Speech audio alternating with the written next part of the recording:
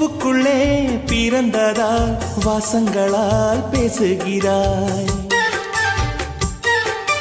வெண்ணிலவில் வளர்ந்ததால் வெளிச்சம் கோடி வீசுகிறாய்.